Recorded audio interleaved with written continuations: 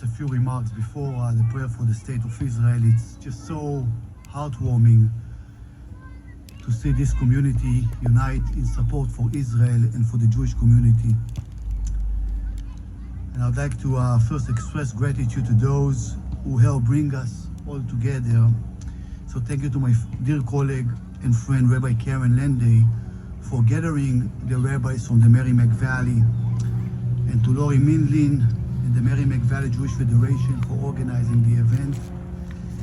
Thank you also to Alan Mosher for coordinating this location and handling other logistics, and to Aziz for providing the sound. I'm grateful to be surrounded by all of you and to have the support of our elected officers, our state representatives, senators. And of course, thank you to my dear friend Chief Gray and the North Andover Police Department. As an Israeli, I was watching the news constantly, and I'm shocked, like many others, by the horrific attacks committed by the Hamas terror organization, backed by the Iranian regime, on innocent Israeli civilians. People of all ages were hostage in their homes or abducted from their residences to be used as hostages in Gaza or murdered right in their homes. The terrorists set houses on fire with entire families inside and killed those who attempted to escape. They shot, raped, abducted, and murdered hundreds of young adults at a dance and music festival celebrating peace. Many Hamas terrorists returned to Gaza with their victims and paraded them, alive and lifeless, in front of cheering crowds. People danced on the streets amidst the lifeless bodies of Israelis. Israeli children who were taken hostage were harassed by Palestinian children, and babies and toddlers were put in cages too small to allow them to stand. This is a manifestation of pure evil. According to reports, these terrorists brutally murdered more than 800 Jews, and unfortunately, this number will probably rise. There is a sickening attempt to justify these horrors. Killing babies and children, raping women, and abducting and murdering the elderly cannot be justified as a freedom fight. In my wildest dreams, I never imagined something like this could happen in Israel and to Israel. While this week marks the 50th anniversary of the Yom Kippur War, I believe this surprise attack was even more devastating than that of the Yom Kippur War. Some reports have compared this pogrom to September 11. Quite certainly, Israel is the United States' most reliable ally in the Middle East, as we tragically share many of the same ideological enemies who seek to destroy our people and way of life.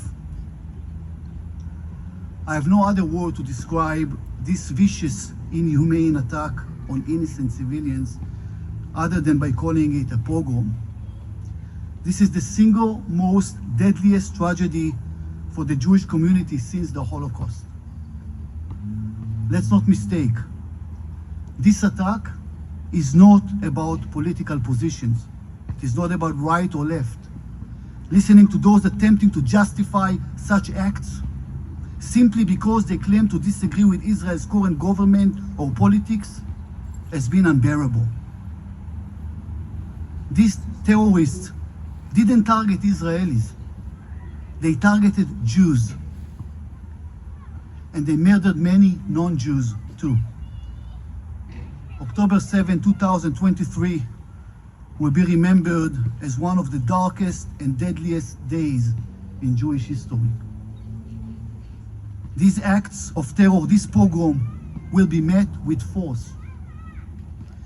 Israel, with the support of the global community, is poised to respond with great strength to secure its borders and recover victims. Israel will dismantle Hamas. Don't misunderstand me. I know Israel is not perfect, but it is a very good country, constantly trying to survive assaults from very bad people. This war is a war on our homes. It is a war on our very existence.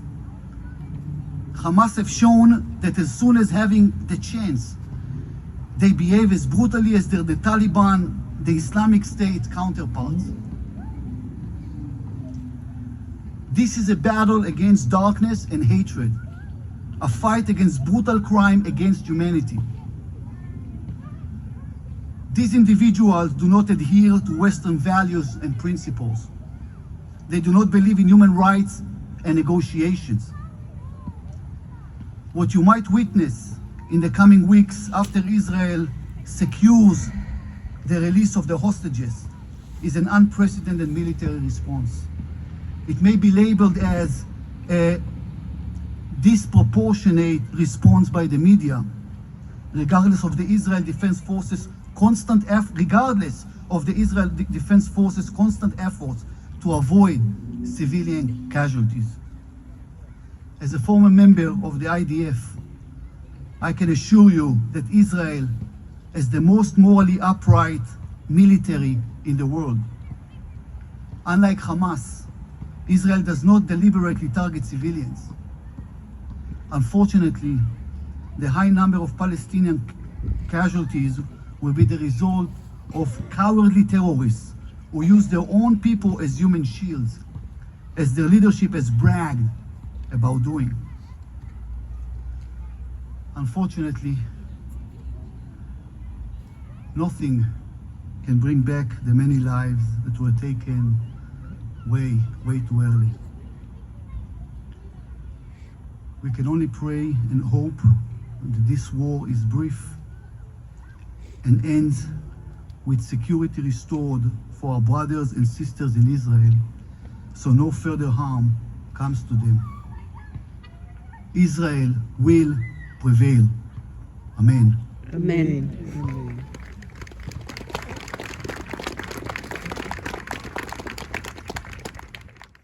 כל עוד בלבב פעימה, נפש יהודי הומייה. פאתי מזרח קדימה, עין לציון צופיה. עוד לא עבדה תקוותנו, התקווה בת שנות 2000, להיות עם חופשי בארצנו, ארץ ציון וירושלים.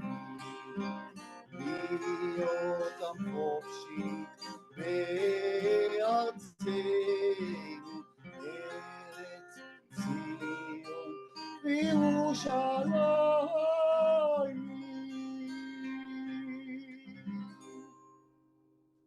Israel will prevail.